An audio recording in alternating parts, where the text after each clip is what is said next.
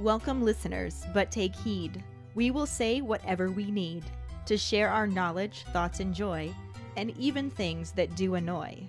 So join us now, but be aware, we have a tendency to swear. We'll dial it back a little bit.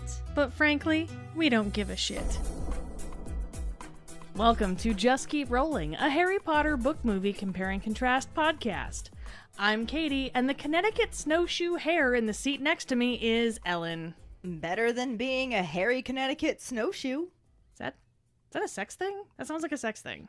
Everything sounds like a sex thing to you. Yeah, that tracks. Well, so let's just keep rolling into the rolling rehash. Last week, we covered the first half of Chapter 13, Detention with Dolores, and the absolutely no corresponding film scenes. The entire student body sees Harry as just being one temper tantrum away from spilling everything about Cedric's death. Hermione plays dirty when the twins start using first years as lab rats. Oliver Wood possesses Angelina as Quidditch tryouts loom nearer. Draco's shade towards Hagrid makes the trio want to sick a bowtruckle on him. And Luna continues to be awkwardly whimsical as she so eloquently declares her support for Harry. But beggars can't be choosers when you've become the school's social pariah. During episode 140, Woodlice Not Brown Rice, our Potter pondering was, do you think Hermione is right to try and stop Fred and George from testing their products on first-year students? Hi, Ellen and Keighty. This is Ashley with this week's Potter Pondering. Should Hermione have told Fred and George to stop testing them things on first years? 100% yes. And that's the mom in me, because I would have been pissed off. And I get it. I understand the means to the end. You know, they got to figure out how this shit works on somebody other than themselves. And I feel that. But 11-year-olds that just turned 11-year-old, like my youngest is 9. No. And you know what? Dumbledore fucked up too by making the prefect somebody they knew, and that he knew they wasn't gonna listen to. You know what? No, they probably wouldn't have listened to nobody. It's Fred and George. They wasn't gonna listen to nobody. Hey Ellen, hey Katie, Jackson here with this week's Potter Pondering. Please excuse my voice, as you guys know I'm sick. But anyway, do I agree with Hermione on stopping Fred and George from testing the skiving snack boxes on the first years? I'm gonna say yes, because we are talking about 11-year-old kids here. If it was older students, Harry's year, I wouldn't mind. Because they're a bit older, they can make an informed decision. These are little kids we're talking about, 11-year-olds. So, yeah, I kind of agree with Hermione. Although threatening to snitch to Molly was a bit of a low blow. I'm going to say that. Hello, this is Jessica calling in the Potter Pondering. I think, yes, Hermione was right. Even though they were paying them, I think it was still wrong. All of the older students knew better than to trust the food that the twins gave them to eat. But the 11-year-olds were new and naive enough to not know better. I think Fred and George were taking advantage of that. I know they had tested the products on themselves first, and they did not mean any harm to the other students, but they still couldn't know the reaction the kids would have, especially because they're so much smaller than them, the midgets, as Ron would say. So I think that they just kind of took advantage of the first year's naivety, because it was only advertised for the first year. None of the other older students wanted to do it because they knew better than to do it. So even though they were getting paid, I think that they were still taking advantage a little bit. Thank you so much for your responses. God, these guys are getting so good. I love it. Mm-hmm.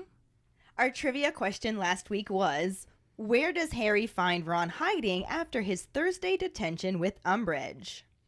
He finds him hiding behind a statue of Lachlan the Lanky at the top of the stairs to the 7th floor.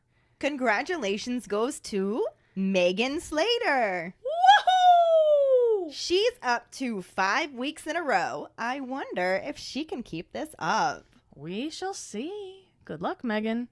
For now, let's just keep rolling into the second half of Chapter 13, Detention with Dolores, and the corresponding film scenes. Chapter 13, Detention with Dolores, Part 2. At 5 to 5, Harry says bye to his friends and heads to Umbridge's office on the 3rd floor. When he knocks, she asks him in, and he enters cautiously, looking around at how different it looks from all of its previous occupants. The surfaces are all covered with lacy covers and cloths. There are several vases of dried flowers, and a collection of ornamental plates, each decorated with large Technicolor kittens wearing different bows around its neck. Harry is momentarily distracted by how awful they are and is startled when Umbridge greets him, and he realizes he hadn't noticed her at first because her flowery robes match the tablecloth behind her. He stiffly says evening back, and she asks him to sit down. Before he does, he stammers his way through asking if he could trade detention nights for the Quidditch tryouts, but doesn't even make it to the end of his sentence before realizing it's no good. Umbridge smiles widely and insists that this is his punishment for spreading evil, nasty, attention-seeking stories, saying it's good that he's missing something important, as it will reinforce the lesson she's trying to teach him.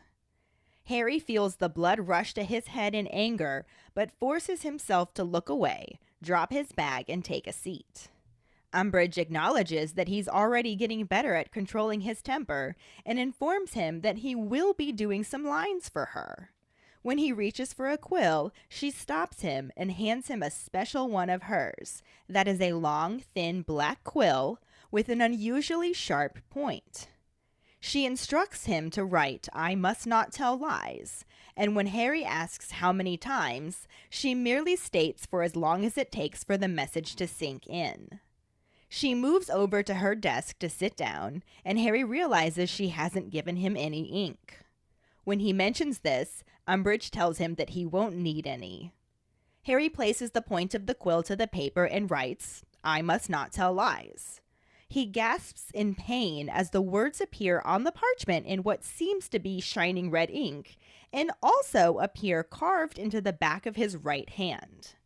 As he stares at his hand, the skin heals over, looking smooth as ever but slightly red. He looks up at Umbridge, who is smiling as she watches him. She asks, "Yes?" and Harry quietly says nothing before returning to writing on the parchment. Again, the words painfully slice into the back of his hand, and again it heals over. On and on he writes, "I must not tell lies," and what he comes to realize is his own blood. On and on the words cut into his skin before healing again. Darkness falls, but Harry doesn't want to show any signs of weakness and doesn't ask when he can stop or even look at his watch. After what seems like hours, Umbridge orders Harry to approach her, and he stands. His hand is stinging, and when he looks at it, he sees that it's healed but red raw. She asks for his hand and is disappointed to see that she hasn't made much of an impression yet, telling him that they will just have to try again the next evening. She dismisses him, and he leaves without a word. The school is deserted, and Harry is sure it's past midnight. As soon as he's out of her earshot, he breaks into a run. Being left with no time to practice vanishing spells, write in his dream diary, finish the drawing of the bowtruckle, nor write any of his essays, he skips breakfast the next morning to scribble down some made-up dreams for divination. He's surprised to see a disheveled Ron also scribbling out some dreams, and asks him why he didn't do it last night. Ron evasively mutters something about doing other stuff and continues to scrawl on his parchment, deciding that he dreamt he was buying a new pair of shoes and figuring Trelawney wouldn't be able to make anything weird out of that. The pair hurries off to the North Tower, and Ron asks him about his detention with Umbridge, wondering what she made him do. Harry hesitates, then simply says, "lines," which makes Ron think it wasn't half bad. Ron then asks if she let him off for Friday and groans sympathetically when Harry tells him that she didn't. It's another bad day for Harry, who is one of the worst in Transfiguration since he never practiced the vanishing spells. He also has to give up his lunch hour to complete the Bowtruckle drawing and receives a lot more homework that he has no time to complete because of his second detention with Umbridge. On top of that, Angelina Johnson tracks him down to lecture him about putting other commitments before training, which just causes Harry to yell after her that he's in detention. He asks Ron and Hermione if they think he'd rather be stuck in a room with that old toad or playing Quidditch. Hermione tries to console him by saying at least it's only lines, and Harry opens his mouth but closes it again before nodding. He's not sure why he isn't telling them what's actually happening in Umbridge's room, aside from the fact that he doesn't want to see their reactions or give Umbridge the satisfaction of hearing that he complained about it. Ron changes the subject, miserably mentioning the amount of homework they have. When Hermione asks him why he didn't do any of it last night, wondering where he was, Ron shiftily says he fancied a walk, and Harry realizes that he isn't the only one concealing things at the moment. The second detention is just as bad as the first. His hand becomes irritated more quickly and heals more slowly. Harry is sure the cut will soon remain etched in his hand and hopes this will satisfy Umbridge. He refuses to let any sounds of pain escape him and says nothing other than good evening when he arrives and good night when she dismisses him, again around midnight. With his homework situation more desperate, instead of going to bed, he stays up 2:30 to work on Snape's Moonstone essay. He then quickly answers the questions from Professor McGonagall, puts together information on the proper handling of Bowtruckles, and finally staggers up to bed, where he falls asleep fully clothed. This all makes Thursday extremely hazy, though Harry does notice that Ron seems very sleepy too, and isn't sure why he would be. His third detention is much like the first two, except that after 2 hours, Harry's hand does not heal, and he pauses as blood oozes from the back of his hand. Umbridge notices and tells him that ought to serve as a reminder before dismissing him for the night. Harry picks up his bag with his left hand and asks if he still has to come back tomorrow.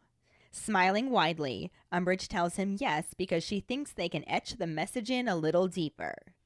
As Harry walks away from her office, he realizes that there is in fact a teacher that he could potentially hate more than he hates Snape. He reaches the top of the stairs to the 7th floor and nearly runs right into Ron, who is hiding behind a statue of Lachlan the Lanky, clutching his broom.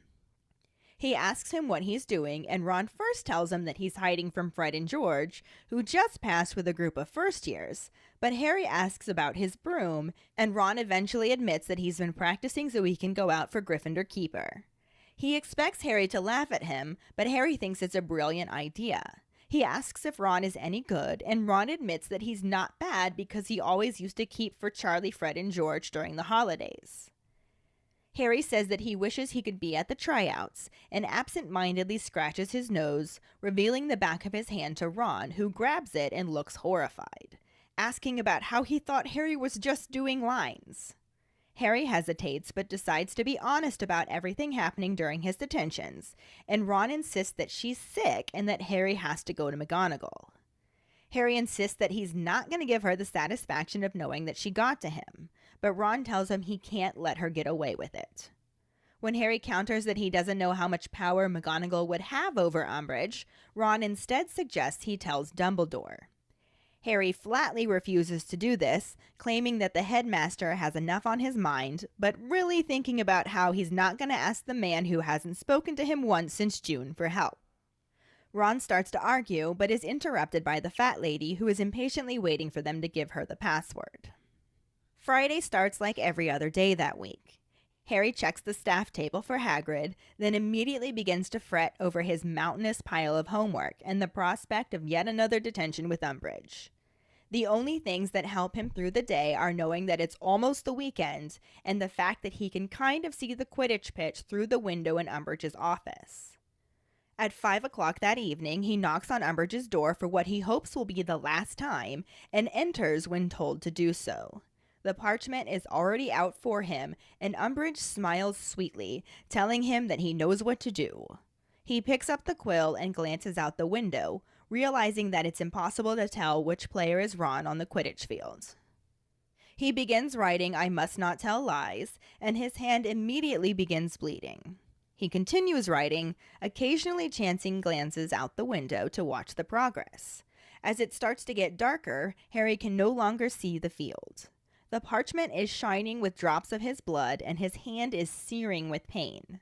After another half hour, Umbridge moves towards him to see if he's got the message. As she takes his hand, he feels a new pain in his scar. At the same time, he experiences a peculiar sensation somewhere around his midriff and pulls his arm away from her and leaps to his feet. Umbridge decides she's made her point and lets him go, so Harry picks up his school bag and rushes out of the office, trying to stay calm. He makes it to Gryffindor Tower, gives the password, and is greeted with a roar of a sound. Ron rushes at him, exclaiming that he's the new keeper, and Harry tries his best to smile naturally as he tells Ron that's brilliant. Ron offers him a butterbeer and then looks around for Hermione, who is dozing in an armchair by the fire. George insists they let her sleep, and Harry notices that several of the first years bear the unmistakable signs of recent nosebleeds. Katie Bell calls Ron over to see if Oliver's old robes fit, and as Ron moves away, Angelina joins Harry and apologizes for being so short with him earlier. She confesses that Ron isn't fabulous, but that she thinks with some training he'll be all right. She's hoping that since he comes from a family of good Quidditch players, he'll have more talent than he showed today, and asks Harry to help him as much as he can. Harry nods, and as Angelina goes to talk to Alicia Spinnet, he makes his way over to Hermione. She jerks awake and comments about Ron making the team before confessing how tired she is, since she stayed up past 1 making more hats because they're disappearing like mad. Harry notices more knit hats concealed around the room and distractedly says great before launching into an explanation of what happened when Umbridge touched his arm. Hermione realizes that Harry is worried that you-know-who is controlling Umbridge like he controlled Quirrell, but isn't convinced he could be since he's properly alive now. She supposes that she could be under the Imperius curse, but also points out that his scar has previously hurt without anyone touching him. She suggests that he go see Dumbledore, but Harry still insists that he doesn't want to bother the headmaster. Hermione is sure that Dumbledore would want to be bothered by this, causing Harry to say that his scar is the only bit of him that Dumbledore does care about. Hermione tries to contradict this, but Harry has already moved on, saying he will just write Sirius instead. But Hermione reminds him that he can't put something like that in writing, since they can't guarantee the owls aren't being intercepted. Harry irritably agrees and instead says that he's just going to go to bed. Hermione says that she is as well since she's exhausted and wants to make more hats tomorrow. She offers to have Harry join her, and he tries to look vaguely tempted by this as he stammers through turning her down and traipses upstairs, leaving behind a slightly disappointed Hermione. The movie section starts out on a shot of a pink manicured hand spooning sugar out of a silver sugar bowl into a milky cup of tea. The camera shifts to show Dolores Umbridge sitting at her desk, still dressed all in pink. The wall behind her is also pink and decorated with meowing kitten plates. She looks extremely satisfied as she stirs her tea, taps the spoon on the rim, and sets it aside. As she takes a sip, there is a knock on her door, and she puts the teacup and saucer back down and straightens a pen on her desk as she says for the knocker to come in. Harry opens the door and first looks at more meowing kitten plates on the pink stone wall next to the door as Professor Umbridge greets him with a good evening and directs him to sit. He looks around the office at all of the pink things and cat plates and closes the door behind him. Umbridge informs him that he is going to be doing some lines, and as he begins to reach for his bag, she tells him that he won't be using his quill. He will be using a special one of hers. She stands from her desk and brings him a quill with a large brown feather, instructing him to write, "I must not tell lies." Harry asks how many times, and she says, "For as long as it takes for the message to sink in." Again, looking very satisfied, she turns away from him, but Harry stops her, pointing out that she hasn't given him any ink. She turns back towards him and lets him know that he won't be needing any ink. Briefly looking confused, Harry looks down at the parchment in front of him and begins writing. The camera focuses on Umbridge's smug face as Harry writes, and then cuts back to Harry's hands. As he begins writing his second line, he grunts in pain as the words he is writing on the parchment are also carving themselves into the back of his left hand. He stops writing to look at his hand, and Umbridge walks back around in front of him, looking at him and simply asking, "Yes?" Harry looks up at her and swallows, responding with, "Nothing." Umbridge leans forward towards him and tells him that's right, because deep down he knows he deserves to be punished. She gives him a little smile as he holds her gaze, and then tells him to go on. The scene cuts to a trunk that has the names Weasley and Weasley on it, also changing up the tone with some upbeat rock music playing. Someone unlatches it and opens it, revealing a green box that says the Skiving Snack Box, patented by Weasley and Weasley, which also opened to show 6 orange boxes labeled with a W, ending in a star. As they open one of the orange boxes, Fred and George explain that skiving snack boxes are sweets that will make you ill to get you out of class, so you can avoid hours of boredom. They are sitting with a couple of younger students who are sampling the sweets and experiencing unpleasant side effects, like a swelling chin, and one of the twins offers another sweet. The camera switches focus to Ron and Hermione as they walk into the common room. Ron is trying to persuade Hermione to help him with his homework, and she agrees to write the introduction for him. Ron tells her that she's honestly the most wonderful person he's ever met, and when he starts to comment on if he's ever rude to her again, Hermione cuts him off to inform him that she will know he's gone back to normal. The two of them sit on a couch on either side of Harry, who is flipping through a book. As Ron leans back and spaces out, Hermione's attention drifts to the back of Harry's left hand, and she asks him what's wrong with it. Harry puts his right hand on top of the book and insists that nothing is wrong with it. She grabs his other hand and holds it on her lap, inspecting the scars and insisting that he's got to tell Dumbledore. Harry refuses, saying Dumbledore's got enough on his mind and that he doesn't want to give Umbridge the satisfaction. Ron leans towards him too and points out that she's torturing him and starts to mention what the parents would do if they knew about it, but Harry just reminds Ron that he hasn't got any parents. They stop talking for a moment until Hermione takes a deep breath and again tells Harry that he's got to report it.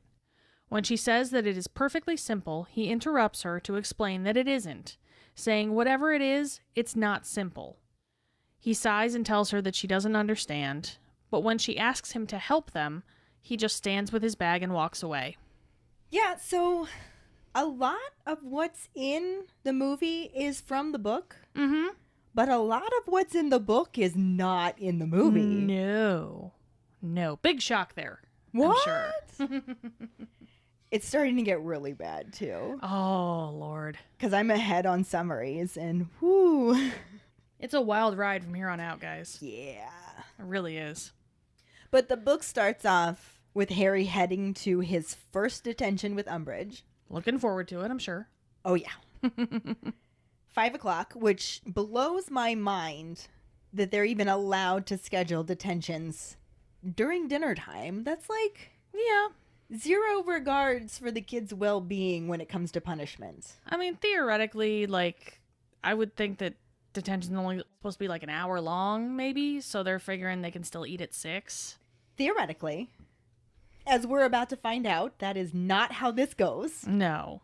But he heads to the Defense Against the Dark Arts office, which he has been to with multiple other occupants. Oh, yes. And he's immediately hit in the face with just how different it looks. Because now every single surface is covered in something lacy and flowery, and there's dried flowers in vases, and a huge collection of ornamental plates that all have a kitten on it.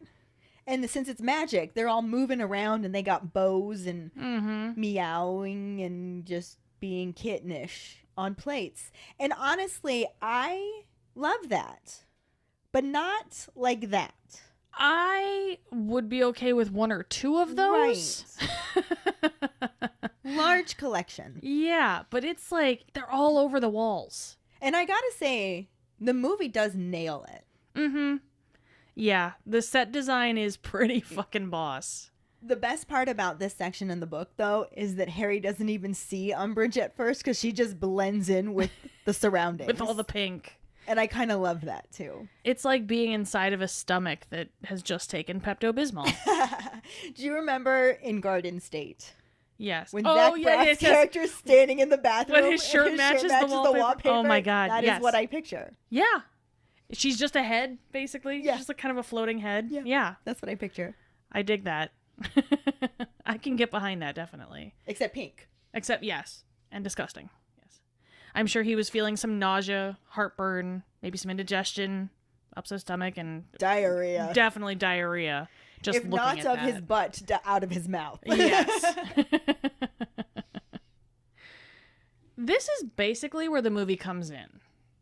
We get a close-up view of bitch tea being made as Pepto-Bismol drops 3 heaping spoonfuls of sugar into her teacup, stirs, and takes a sip. And that is bitch tea for multiple reasons. A, because it's being made by a bitch. Sure. And B, because who the fuck puts that much sugar into one little cup of tea? Like, that is bitch tea right there. I know you don't like tea and you would do that. Maybe we shouldn't get coffee anymore. I'm just... You definitely drink bitch coffee, Keighty. I do. I do. It's very light and it's very sugary. And I like my sugar with coffee and cream. What can I say? Yeah. That's how I like drink both coffee and tea black. It's because you're a psycho. And not a bitch. But as the sugar just courses through her veins... We get a better view of her office, as we were saying. Rows and rows of collectible plates featuring meowing kittens adorn the walls, creating the creepiest soundtrack ever. Oh, yeah. It's a little bit unsettling to have that many different meows. It is. And I love cats. Yeah. If I walked into a house and there was like a bunch of just meowing going on, I'm walking right the fuck back out. Like, I don't care where it's coming from. That's almost as creepy as like hearing a little kid in a darkened alley or something. Like Now, I gotta say that from the book description, I did not picture the stone walls also having been painted pink, but I love that they painted the stone walls pink. It was a very good touch, definitely. Yes, it was pretty wonderful. But when she hears a knock at the door, she takes a moment to straighten a pen on her desk like a goddamn psycho before saying, "Come in." I don't know if this bothers you as much as it bothers me. Because I'm not going to lie, I'm creeped out by anyone who doesn't have like a mild freak out when someone they're expecting finally shows up. See, I have the freak out when I'm not expecting them and they show up. Well, there's that too. But like even when I'm expecting someone, I'm just like, okay, is everything is everything here? Is everything there? Is it like I'm not like super calmly like I'm just going to straighten this pen. I think that you could have stopped at I'm not just super calm.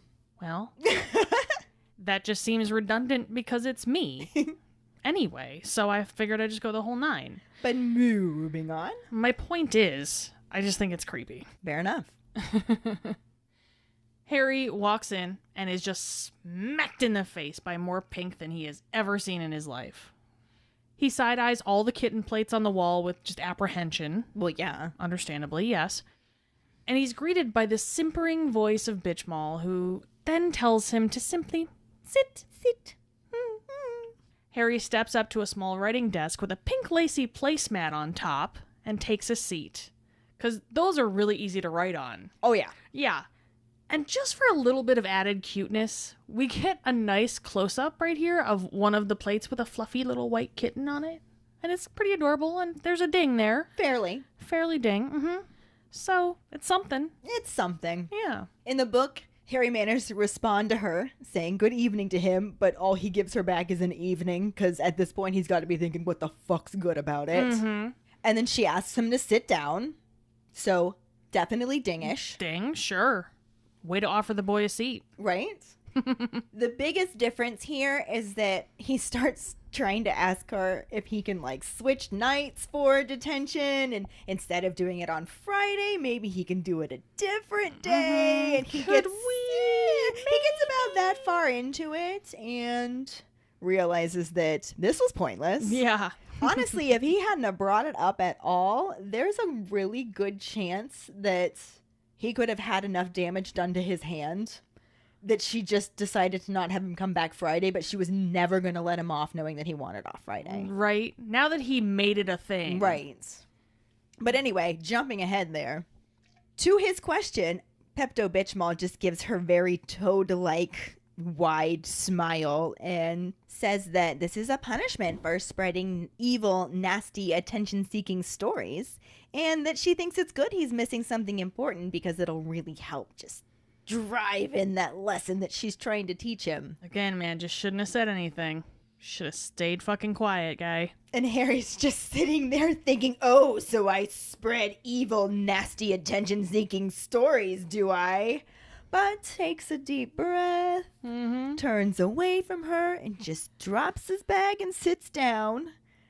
Which then Pepto-Bismol basically starts poking the bear with a stick. Sure. When she acknowledges that he's already getting better at controlling his temper. And somehow Harry continues to control his temper in this situation. This bitch.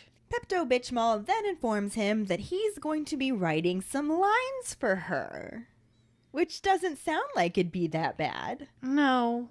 Since the movie left Quidditch out altogether, they do not include that part at all, of course. But it does line back up here when Pepto-Bismol tells him that his detention will consist of wasting paper for no good goddamn reason. So he starts to reach into his bag for a quill, but she tells him that she has a special quill for him to use. Not sus at all, really. But she brings him said quill and tells him that she wants him to write the phrase, "I must not tell lies," which, let's be honest, that's petty AF. Yeah. That's just so petty. But that's what she is, so it makes sense. She is super petty. But he wants to know how many times he has to write this bullshit, and she just cryptically says she just wants the message to sink in. Which is either very dirty or very sick. I'm not sure which. It's me, so... Why not both? Why not Zoidberg? There we go. She haughtily turns her back on him, but he points out that he doesn't have any super special ink for her super special quill. She looks back and just glibly says, "Oh, you won't be needing any." So first he's all like, wait, ballpoint quill maybe? That would be fucking awesome since it's like 1995 and the whole quill and ink aesthetic can get messy and annoying as fuck. But then again, this bitch wants to stay in the Stone Ages, so why would she have something cool like that? I mean, she did on her desk. She did, but that's not for students to use, because fuck you, students. Yeah. I guess. I don't know. I don't know either. I don't pretend to know how the bitch mall works. I just don't get why they didn't have quills instead of pens. Right? Like, it what? was very odd. Okay. Anyway, not really part of the story. Anyway, moving on. He shrugs, like we just did, and he begins writing. Umbridge has a look of just smug satisfaction on her face. I think that is just her face. Well, there's that. I think it was a little extra, though, too, because she's like, she's got him. Oh, she ramped it up. She's got him, and he doesn't know what the fuck is coming. You know? And we then see Harry start to wince and, like, kind of squirm in his seat. Side note, I get where they were going for this shot, but it bothers me so much that Harry is just sitting there writing, and his hand is, like, awkwardly also on the desk like that. At least have him hold the paper with that hand or something. It bothers me that it's just there. Well, and on top of that, even though this does line back up with the book here, when he starts writing, there are some minor changes to it that I guess for the shot purposes, that's why they needed to do that. But you're right. He could have been at least holding the paper. But on top of that, she tells him he's doing lines. He starts to reach for a quill out of his bag. She does the whole, oh, you don't need your quill. You're going to use a special one of mine. So, hey, ding. Yeah. The only real difference in that point is that in the book, the quill was black. And in the movie, it was more brown. I'm over it. Yeah. We're not as petty as Umbridge. Right. The book describes it as having an unusually sharp point. Okay. Which... interesting point there. Yeah. Interesting thing to point out. Sure. Yeah. And she tells him to write, I must not tell lies. So movie Pepto-Bismol is just as petty as book Pepto-Bismol. Yep. It totally lines up. We got a ding. Still on dings here. Still on dings. Still on dings. Harry asks how many times. She says until it sinks in. Ding. Riding the ding train. Got it. And then she actually goes to her desk to sit down. Before Harry's just like, you haven't given me any ink? Hello? Hello? What's going on? She's just like, oh, you won't be needing any. Huge. I mean, this is just one big ding right here. It is amazing how much this is the same, actually. Yeah. I'm kind of shocked. And she played it so well. Oh my God, she really did. Nelda did. Oh my word. But anyway, Harry puts the point of the quill to the paper and just writes, I must not tell lies. And he gasps in pain as the words appear on the parchment in what seems to be red ink. Mm-hmm. Which they also do in the movie. Yeah. Yeah. But it's also appearing carved into the back of his right hand. And I do want to specify right hand because it is the hand holding the quill, which I honestly think makes more sense. Yeah. It's taking it like the magic, it's connected to the hand that he's writing with. Yeah, okay. I can see how, for the sake of shooting, it may have been more difficult. Okay. But I also don't think it would have been. I think they could have done a really cool camera angle with that. Set up a good camera angle and have, as he's writing the word on the paper, it's showing up on his hand as well. Yeah. They could have done both at once. Yeah. And with him, like, his hand just sitting there, because they did it on his left hand in the movie. Mm-hmm. It wasn't the hand holding the quill. And like you said, it was just sitting there awkwardly. It wasn't even holding the paper. Yeah. It was just weird. It was the only, the scene was so good. Otherwise, this was the only thing that kind of bugged me. Yeah.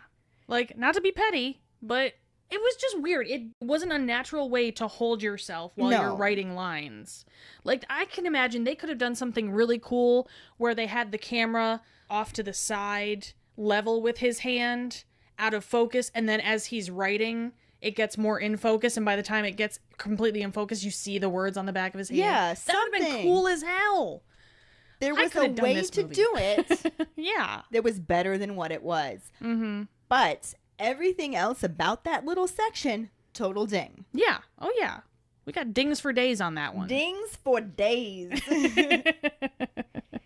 Anyway, now it's starting to get dark outside, which I don't know what time it gets dark at Hogwarts. It's got to be relatively late at least. Yeah, it's starting to get dark. He went in there at 5 o'clock. Yeah. How many times do you think he wrote, I must not tell lies? I would rather not think about that. For hours to go by like that. Yeah. I would rather not think about that. He's just writing, I must not tell lies. It cuts into the back of his hand, heals over. He writes it again. It cuts back into his hand again, heals over. And he does that for hours. Good Lord. And at one point, he kind of gasps and looks up at Umbridge, and she just says, yes. And he says nothing.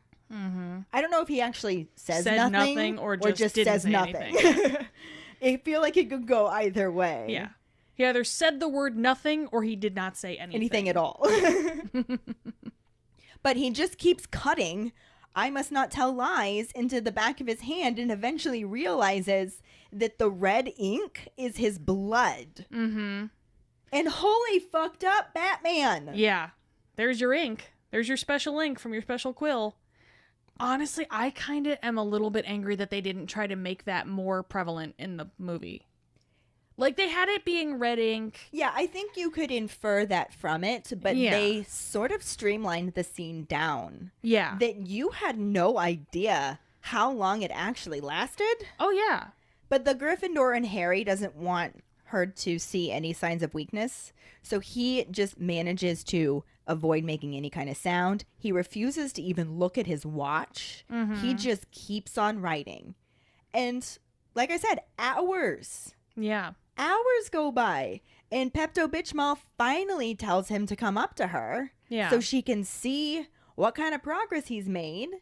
And his hand is actually healed at this point. Okay. But it's just slightly red. Yeah. Super raw. It still hurts. It's stinging. Mm-hmm. She takes a look at it and thinks that she hasn't made much of an impression yet and just says, we'll try again next evening. Ugh. And dismisses him. Good Lord. And it's fucking after midnight. Yeah. This was 7 hours of cutting the back of his hand open. That's so... Over and over and over again. And he has to come back and do it 3 more nights. Okay, look. I get where you're coming from, Harry. You know, you don't want to give her the satisfaction. You don't want to do that shit. But at the same time, she knows you're hurting. She knows all this shit's going on. Come on. There's a certain level in which pride just needs to go away. Oh, I wouldn't show her a single bit of weakness. But You that's why we're wouldn't. both Gryffindor. Yeah. I was going to say, That's totally a Gryffindor thing. I'm piecing the fuck out of there as soon as I can. Like, But again, it actually is very similar in the movie. The more he writes, the more uncomfortable he seems to get, grunting more with every word. We get a close-up of his left hand on the desk as the words he's writing with Umbridge's special quill are carving themselves into his other hand as well, like we said. One time. Yeah. We see it one time. We see it one time, yes, but we don't know. But it's just so funny that fake Moody couldn't even turn Malfoy into a ferret without getting shit for it. Like, I doubt this is really going to be anywhere in the teacher's code of conduct under the heading, yeah, keep doing shit like this. But Umbridge gives 0 fucks and just looks at Harry, just begging him to say something. Begging him. She just wishes a bitch would. And Harry will not give her that satisfaction, book or movie. No. Even him giving little grunts Right? in the movie was more than he did in the book. Yeah, because he was completely silent in the book. Yeah. And in the movie, he was doing his... Eek, ow, ooh, oh. Yeah, that. But just like in the book, Harry just looks at her, responds simply with nothing, although we know he actually says it this time. Yes. No confusion there. Yeah. She leans over the desk and gets right in Harry's face and says, "That's what I thought, you little four-eyed orphan fuckstick." I don't think she actually said that. I'm paraphrasing. She totally thought it. Yeah. But she goes on, she says, "You're a bad apple, and you damn well know it, and therefore you're going to shut your yapper, take your punishment, because you know your lying ass deserves it." Now, she did pretty much say that. That's what I'm saying. He stares her down. But, like, what do you really say when someone just shoots you a garbage bag full of crazy like that? I think you just stare them down. Right? Like, how do you move on from that? Just keep writing, I guess. Yeah, just keep rolling. Just keep rolling. The biggest difference here is that, like we already said, the movie streamlines this scene so much. It really only looks like Harry wrote 2 lines before they cut the scene off. Yeah, because at the end of it, she just says, "Go on." And we don't really know if that meant keep writing or go on, get the fuck out of here. Right. Like, And you're probably right that it was to just keep writing. yeah. But they immediately cut away after that. Mm-hmm. So Yeah, it's streamlined out. we have absolutely no idea how long Harry was actually there, whereas we know it's past 7 hours in the book. Yeah, movies like, nah, fuck that. Right? We'll get the idea. Don't worry about it. And in addition to streamlining out the rest of his detentions, it also takes out the entire next section.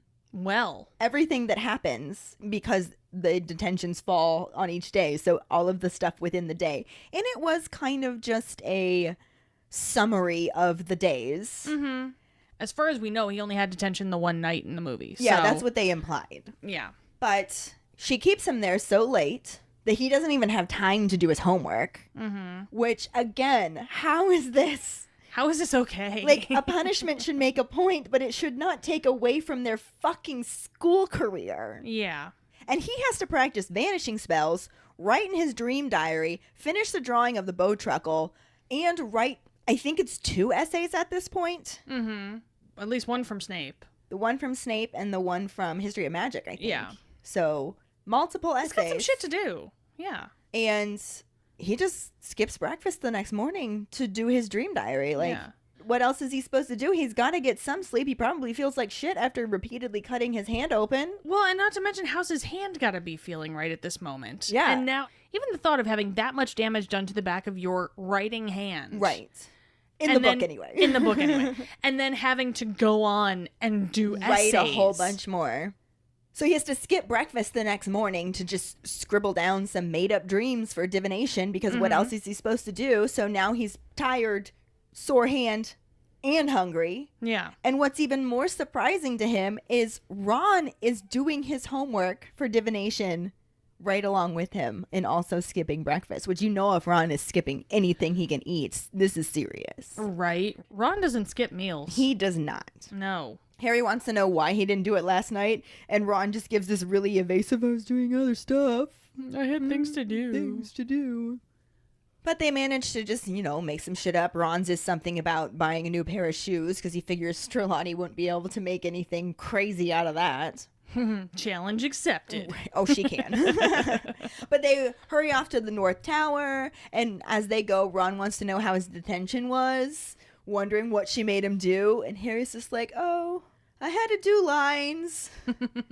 And when Ron says, oh, that's not half bad, Harry's like, yeah. Yeah, it's Not great. half bad. It's super easy. For some reason, not telling him what really happened with the lines. But he doesn't really have to say anything more about it because Ron follows that up with a question about whether or not she let him off for Friday, which, duh. Silly Ron. They all knew that she wasn't going to. Mm-hmm. It's cute that he was holding out so much hope, though. Yeah. I mean, I can't blame him for hoping. Yeah. Especially since at this point he hasn't confessed. Ron doesn't know the whole He's story. very invested in tryouts and hasn't confessed that. Yeah. But day 3 of the first week of school, Yeah, of the new regime. Harry is positive he's in his 6th year at this point. And it's another bad one. It just keeps going with the shittiness. Mm-hmm. He's one of the worst in Transfiguration since he never actually practiced the vanishing spells, so he can't do it. He ends up having to give up his lunch hour to complete his Bowtruckle drawing, so again, not getting to eat anything. Yeah. And then, of course, he gets more homework that he's, again, not going to have time to complete since Pepto-Bismol thinks that it's totally cool to give 7-hour-long detentions. Totally. Totally. Because she's a toad. She is a toad.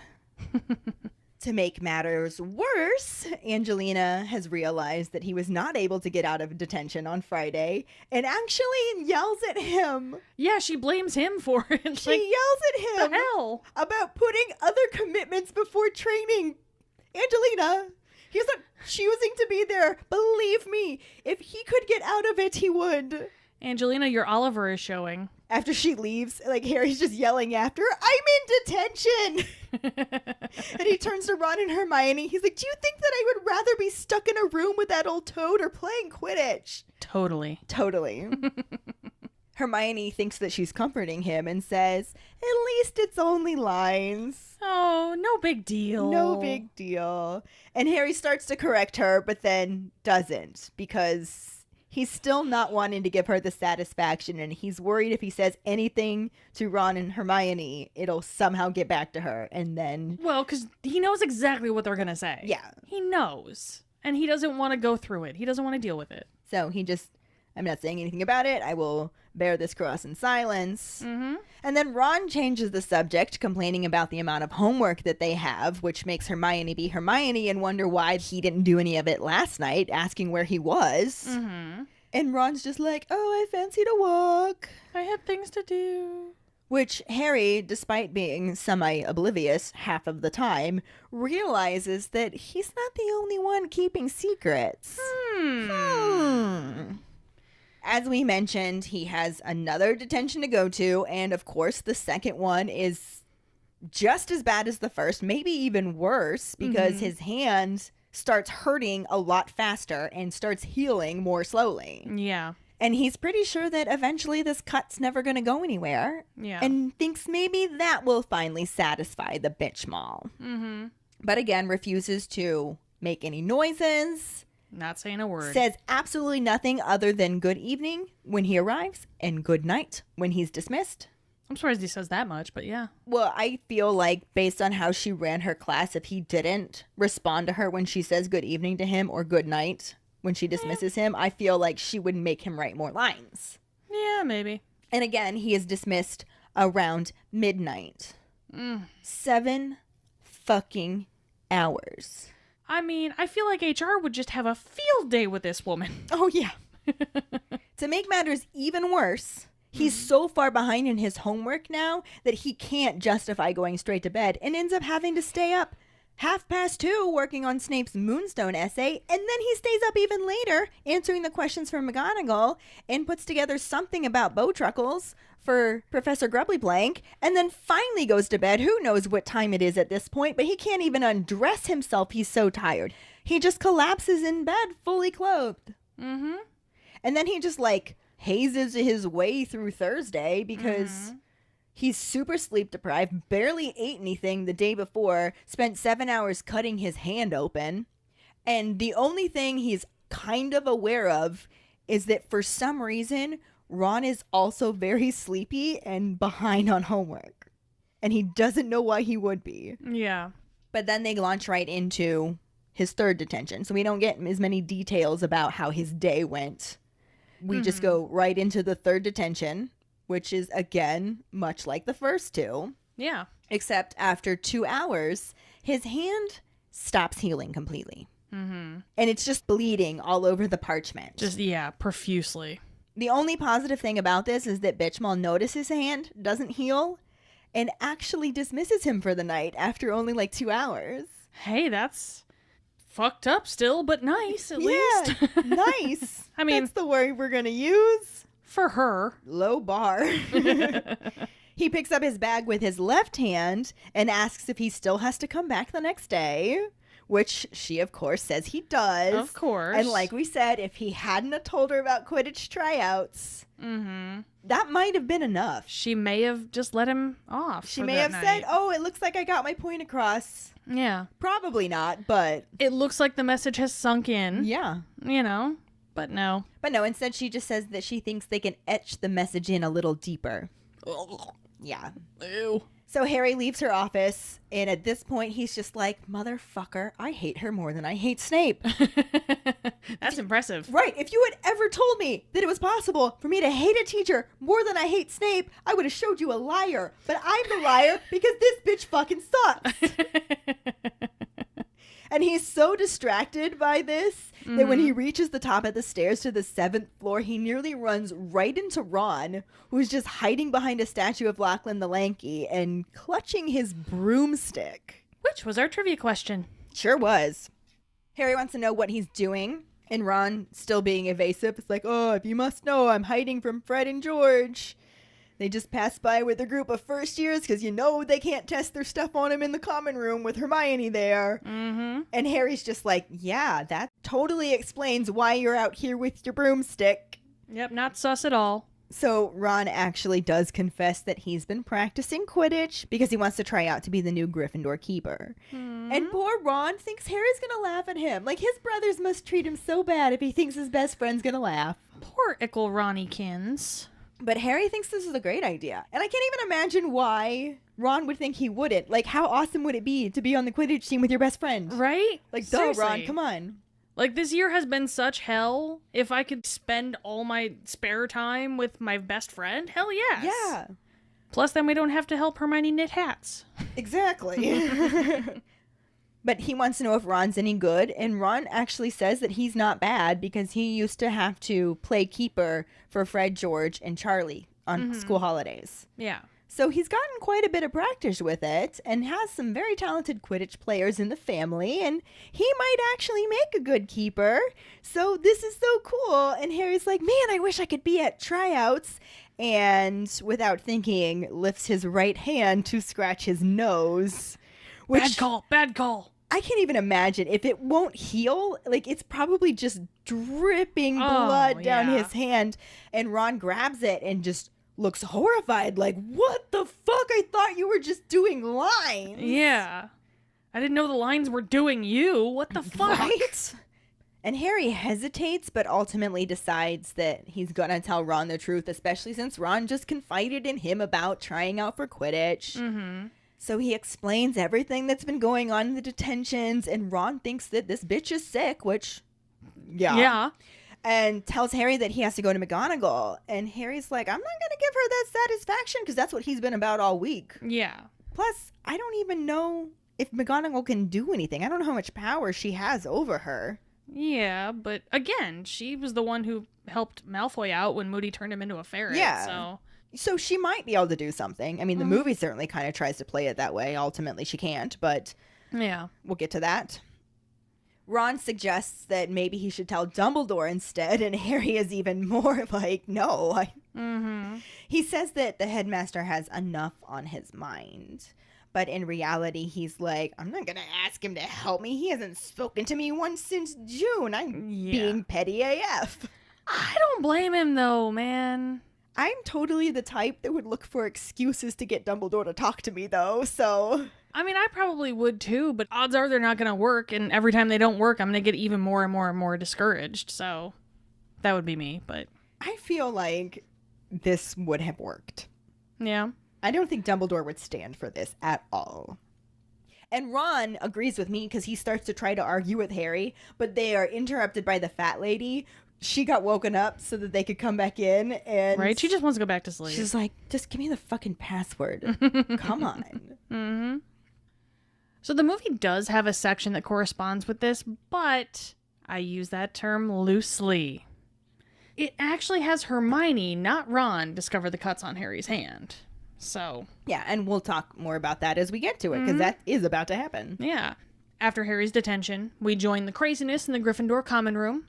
We see a trunk with Weasley emblazoned across it, being opened and revealing 6 orange boxes, which then open up into the infamous skiving snack boxes.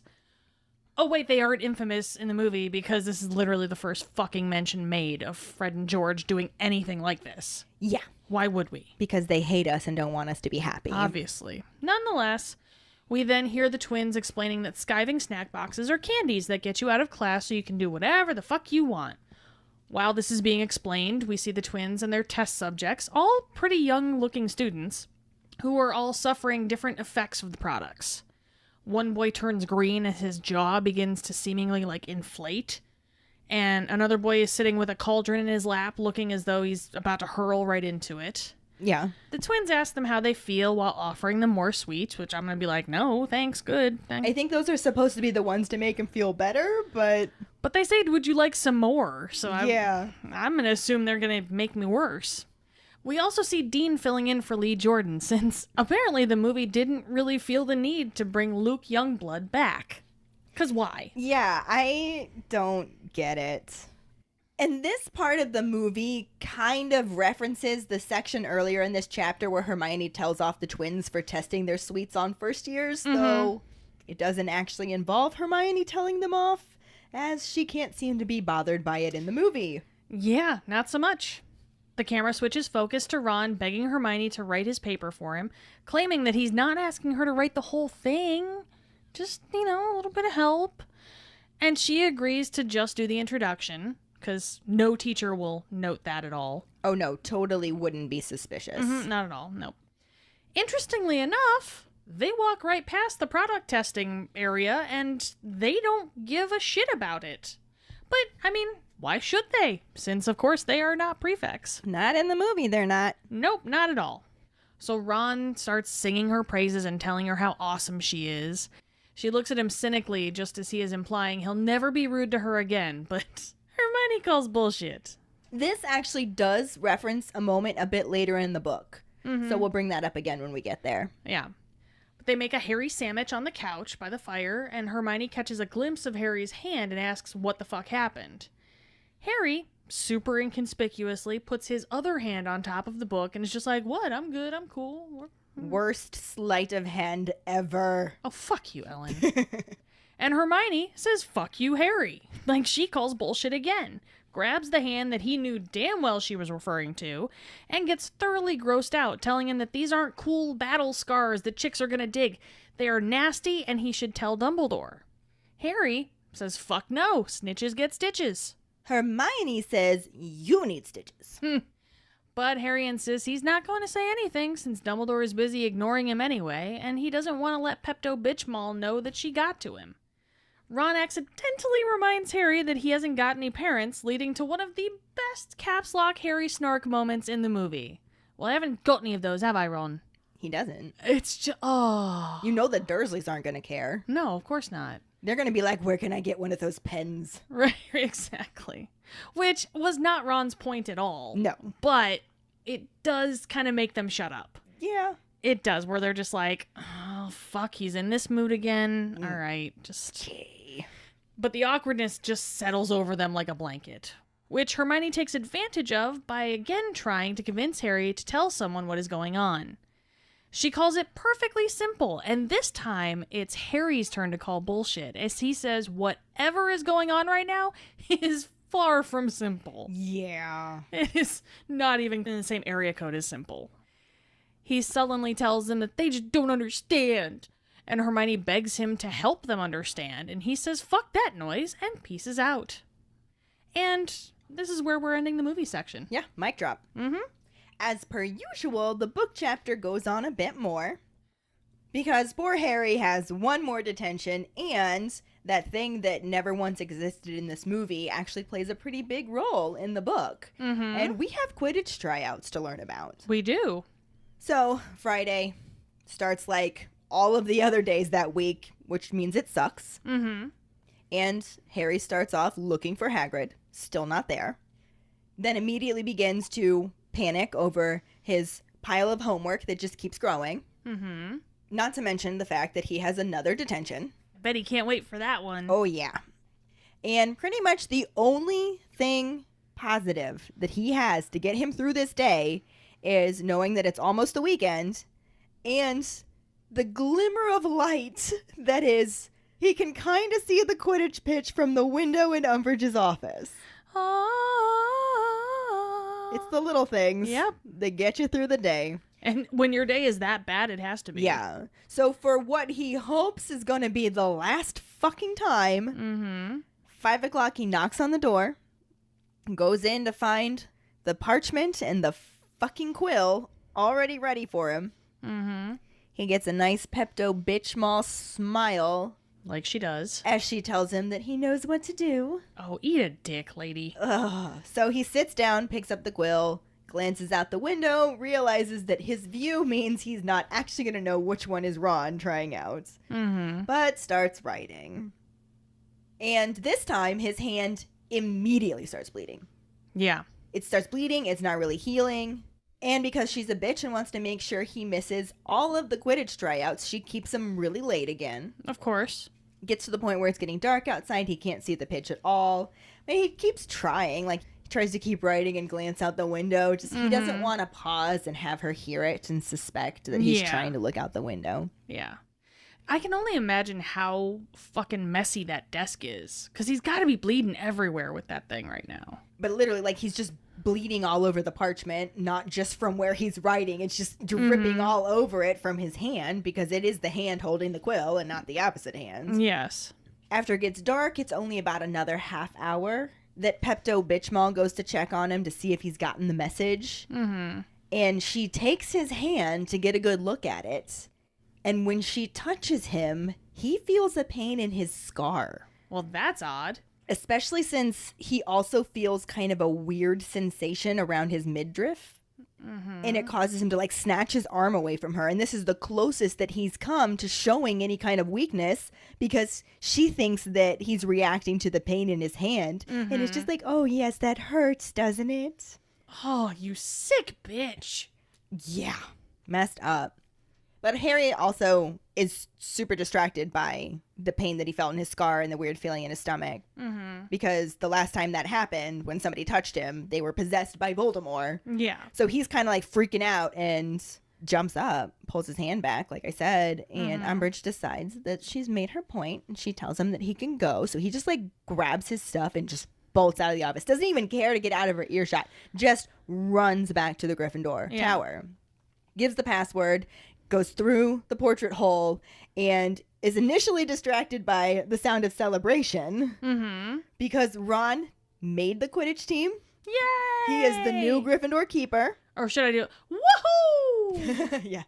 Yay, Ron! And Harry is trying really hard to just like smile and say that's brilliant. And he really is actually happy for Ron, but he is just messed up right now. There's a lot of stuff going on in that kid's head at this moment. So Ron gives him butterbeer and looks around for Hermione, who's sleeping in an armchair because she's been staying up late doing her own shit. George thinks that they should just let her sleep. And Harry looks around and sees a bunch of first years with, as it says, unmistakable signs of recent nosebleeds. So they've been testing some nosebleed nuggets. Taking advantage while the cat's asleep. The mice are gonna fuck shit up. Basically. But Katie Bell then wants Ron to come try on Oliver Wood's old robes. Oliver Wood. That's what I said. Oliver Wood. Oliver Wood. That's what I said. Moving on. And as Ron moves away, Angelina joins Harry and actually does apologize for how she was acting earlier. Kind of mentions that like the pressure of being captain is more than she expected, and now she kind of feels like she's been really hard on Oliver Wood. Oliver Wood, by the way. That's what I said. Oliver Wood. Oliver Wood, goddammit. But she also confesses that Ron's really not that great. There were actually a couple people that flew better than he did, but she knows that he comes from a family with other really talented Quidditch players. And Got good stock. yeah, she's hoping that he's going to get trained up and show more talent than he showed today. Hoping she's like moldable at Right. this point, you know? And she asks Harry to help mold him, Mm-hmm. which of course Harry agrees. Mm-hmm. And then Angelina walks off to go talk to Alicia Spinnet, and Harry decides to go wake up Hermione, who, kind of startled awake, Yeah. immediately makes a comment about how great it is that Ron's made the team, and then confesses how tired she is because she stayed up past 1 making more of those hats. Mm-hmm. And Those goddamn hats. those goddamn hats, she says that they're disappearing like mad, which makes Harry look around and see more concealed hats. Mm-hmm. Which I kind of wonder what our keepers think about Hermione doing this to the elves. Because we've talked about how complicated this situation is. Yeah. Like freeing them when they may not want to be freed and the whole. Yeah. So I want to get their input, and then that kind of response can then later fuel our Potterheads a History episode too. Mm-hmm. I like it. Yeah. Yeah, definitely. So I think that should be our Potter Pondering. Yeah. But he then moves on from all of the hat talk and explains to Hermione what happened when Umbridge touched his hand. Mm-hmm. Which Hermione, being Hermione, immediately knows that Harry's worried you know who's controlling her. Yeah. Like he had controlled Quirrell. Mm-hmm. But doesn't think that's necessarily possible since Voldy has a body now.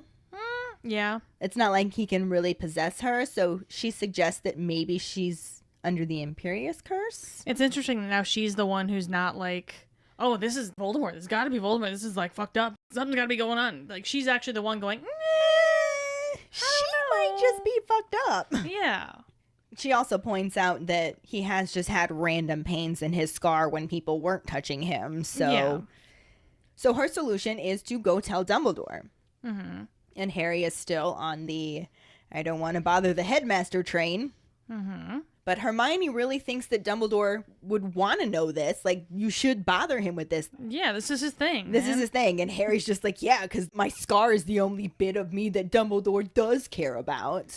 I gotta say, that's kind of a sick burn. I can't blame him for feeling that way at this point. Right? From Harry's point of view, I mean, I don't know what else he would be thinking. Yeah. And Hermione does try to contradict this, but Harry's just already past it. Mm-hmm. And he's saying that I'll just write to Sirius instead. And Hermione says, you can't put that in writing. Like, what if somebody intercepts it? And Yeah. he's like, fine, whatever. I'm just going to go to bed. I'm taking my ball and going home, guys. He tells Hermione to say goodnight to Ron for him. And Hermione's just like, oh no, if you're going to bed, I can too without being rude. I'm so tired. I've been staying up so late making those hats, and I want to make more tomorrow. You could join me if you want. Bitch, do you want to talk about my week right now? Harry literally could have just said, I have way too much homework. I'm sorry. Instead, he tries to pretend like he's actually tempted by this offer and just, oh no, I don't think I'll be able to. And just like goes upstairs, just like, oh, I can't, bolt. Yeah. And Hermione's just like, aw. And that's where the book chapter ends. Yeah. Good times. And even though we had movie scenes to talk about, we don't actually have any new actors to talk about. So we're just going to roll right into our Potter Pondering, which again was, what are your thoughts on Hermione's woolly bladder hats to free the house elves? Find the post on our Facebook page and share your thoughts. Or call us at 216-526-6792 and leave your response as a voicemail. Make sure you start off telling us your name and then go into your answer. Don't forget, you can also stitch your response on TikTok. We really look forward to reading, hearing, and seeing them. This will bring us to our sorting hat story, which is from Kristen Bainline. She writes, my name is Kristen Bainline. The wizarding world sorted me into Gryffindor, but I don't agree. I feel that Slytherin is more my style, maybe even Hufflepuff, but I am definitely not a Gryffindor. My Patronus is a bloodhound, and my wand is cypress with a phoenix feather core, 12.5 inches in length, with supple flexibility. I was introduced to the Harry Potter series through a high school boyfriend when we went to the movies. I saw the first movie and instantly fell in love. My boyfriend at the time accidentally got me book number 2 for Christmas, so I went out and purchased book 1 for myself. After reading those 2, I bought the books one by one and attended every midnight release. I enjoy the books just as much as I enjoy the movies. My dad spoiled the ending of Half-Blood Prince with Dumbledore's death, and he never heard the end of it from both my mom and me. I cried when Hedwig got killed, and always get emotional when we see Snape's memories of Lily in the Deathly Hallows. I own 3 wands, Dumbledore's, Voldemort's, and Newt's. I also went out and got a Deathly Hallows tattoo. Harry Potter is a nice escape from my reality and my absolute favorite series to put on in the background. The series was even my first set of audiobooks I listened to at work. I do hope to one day share this series with my niece. She's only 3 right now, so I have some time. I love your podcast, and I'm happy I started listening. Your Potter Ponderings are great. I'm hoping to kick myself in the butt and start responding more. Keep up the awesome work. Thank you so much for sharing your Sorting Hat story with us, Kristen. Yes, thank you. And make sure you start that niece early. Yeah. You can never start him too early. Never. And if any of you other keepers out there listening would like us to read your Sorting Hat story on a future episode, you can email it to us at justkeeprolling@gmail.com. Let us know your house, wand, Patronus, how you got into Harry Potter, and anything else that you might want to share with us. Or you can message it to us over social media. This week's trivia question is, why does Filch try to confiscate Harry's letter? The first one who responds with the correct answer and the code word #tipoff will get a sticker. Another way to get a sticker is to rate and review us through iTunes or Facebook. Make sure to email us at justkeeprolling@gmail.com to let us know you did, and we'll get back to you to figure out which sticker you want and where to send it. Don't forget to find us and follow us on Facebook at JKR Podcast and Twitter and Instagram at Just Keep Rolling. Following us on Podbean at justkeeprolling.podbean.com will get you the episode as early as possible and give you a leg up in answering the trivia question. Make sure to check out our website at justkeeprolling.com, and don't forget to subscribe to our YouTube channel. If you would like to help us continue creating more content, you can support us as a patron and get extra perks on patreon.com/justkeeprolling. As always, any support you can give is greatly appreciated. And join us next week when we talk about the first half of Chapter 14, Percy and Padfoot, and the sort of corresponding film scenes. Thanks for listening. We hope you hear us again. I'm Katie. I'm Ellen. Until the next time, Just keep rolling.